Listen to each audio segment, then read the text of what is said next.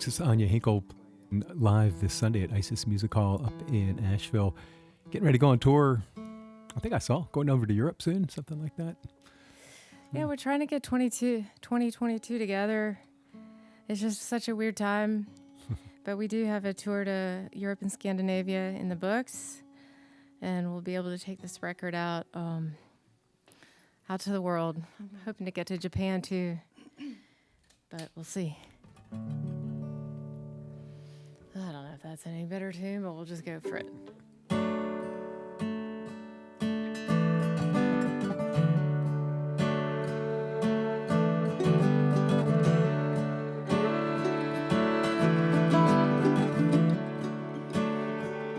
Gonna come and get you. Gonna pick you up. 2,500 miles in my truck. Breezes become gentle, and the grasses blow. Skies start to clear, and the sun shines below. And Eden and her borderlands,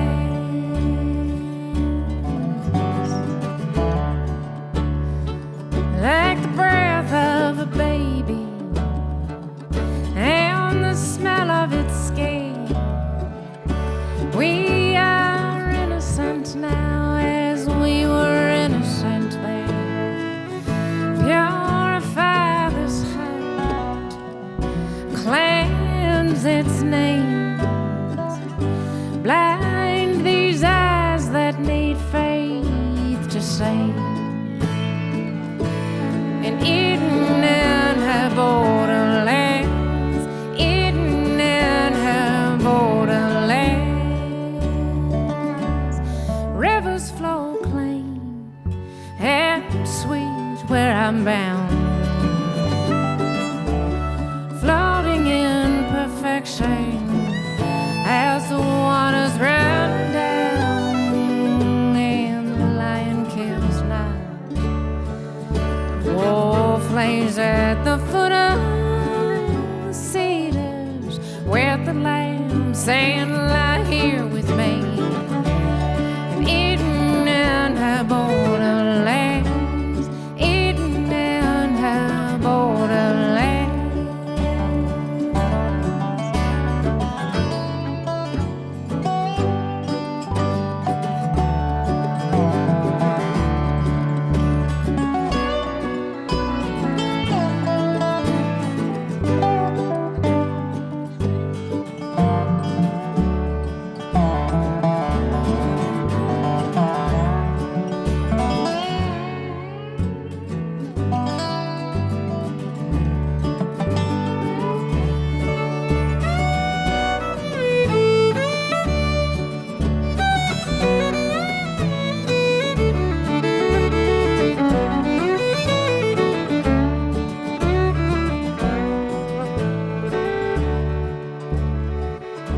When I get there, gonna let you know I've reached the border where the sycamores grow.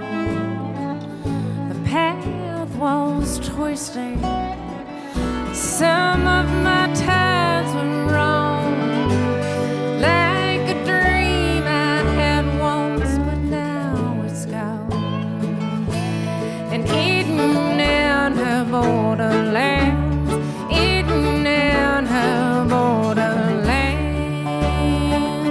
not measuring our bounty in dollar signs, not wanting for something further down the lane. The raven utters no cry. The old man says to die he's grown in his ageless skin. The hourglass is still, teardrops cease to fall, perfume fills the air, milk and honey flow in Eden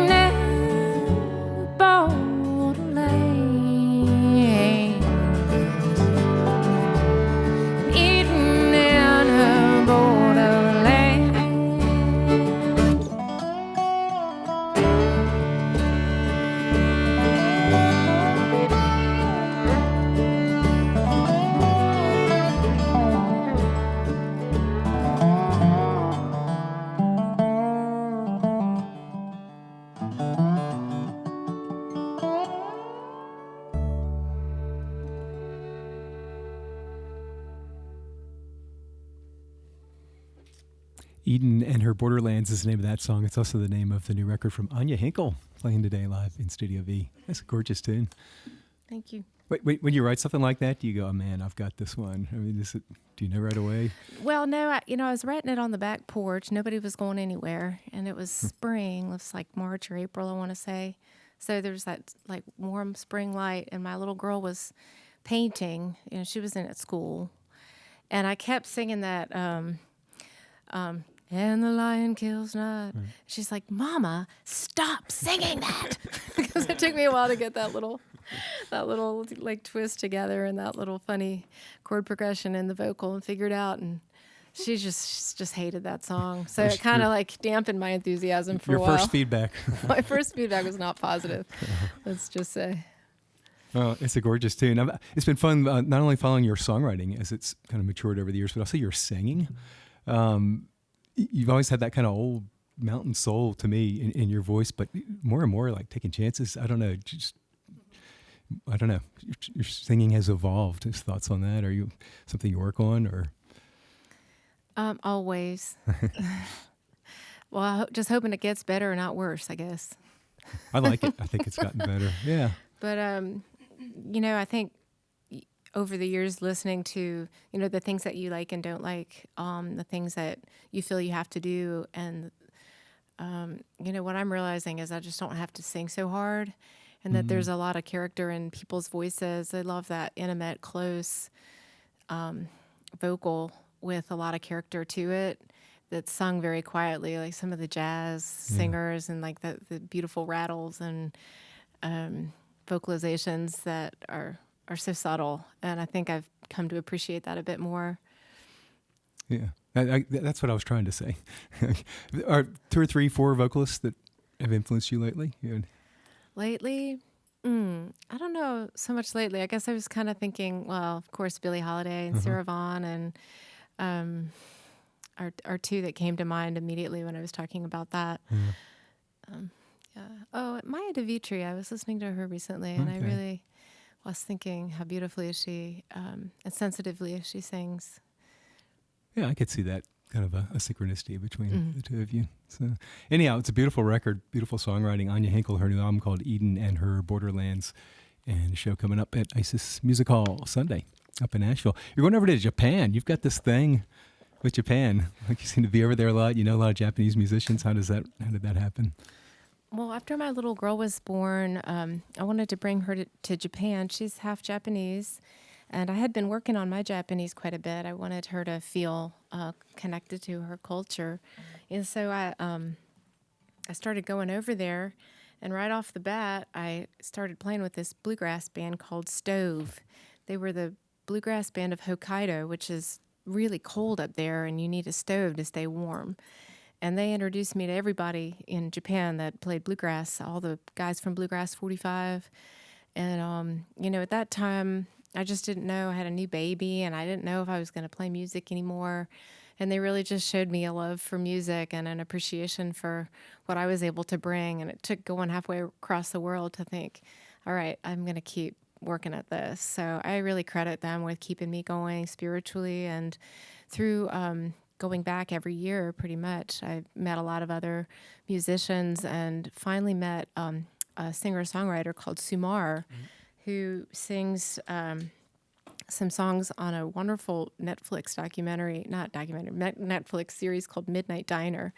And this is just a little troubadour, treks all over Japan singing his beautiful songs in Japanese. And so, the two of us have put together a bilingual show called Deep Snow in Tokyo.